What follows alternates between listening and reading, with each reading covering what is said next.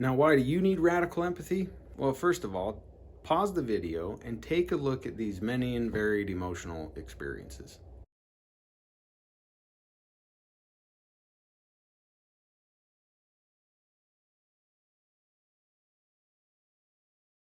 One of my favorite quotes is, if it's hysterical, it's historical. This means that in any given emotional state, your mind has a set of beliefs, a set of reactions, a set of thinkingness about that emotion. So your emotions, they have pre-programmed reactions. One thing we know about trauma is that trauma changes DNA. And so the genes that you were born with, well, they've been heavily impacted by your ancestors' trauma, which means you're also born with those predispositions, those innate reactions. And then you're raised in an environment where everybody else is essentially behaving accordingly. And as a child, you're kind of soaking up everybody else's reactions and emotionality.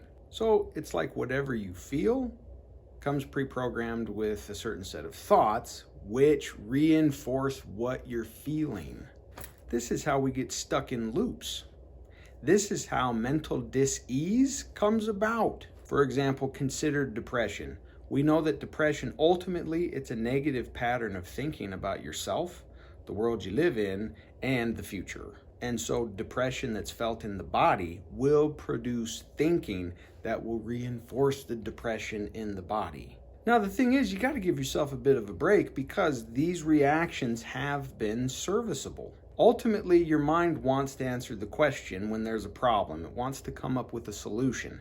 And the faster it can get to a solution, the better. Now, the faster it can come up with a solution, the better, but that's only as it relates to survival. And yes, if death is on the line, you want to be able to respond as quickly as possible so as to survive. But we are at a unique stage in the history of human development and evolution is where, well, we're not facing death every day. But that doesn't mean the reactions within us are geared toward surviving death. Now, this is funny because death ultimately is an inevitability for all of us. Nobody escapes this planet alive. But in the meantime, it would be nice to live as though death weren't constantly on the line. Now, the big problem with these reactions is that they keep us from fully feeling all of our emotions. So when big painful emotions come up, we'll have certain sets of thinking, certain reactions that will separate us from feeling what we're feeling because that feeling is linked to death. If it's a bad emotion, an emotion that you don't want, your brain can be pretty good at numbing it out. Now, numbing out is not the same as being happy.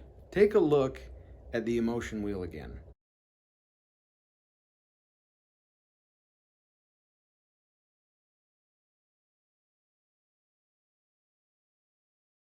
You might be surprised as to how unfamiliar we are with the happy side of those emotions. Most of our lives seem geared around coping with the other ones. But what if you didn't have to cope with them? What if you could just make room for them to be what they are as they show up in normal everyday life and let them go in order to experience more joy, more peace, relief, satisfaction, exhilaration, ecstasy, bliss in your life? The more you need to make room for the other emotions that you normally just don't want to feel. And that's where radical empathy comes in.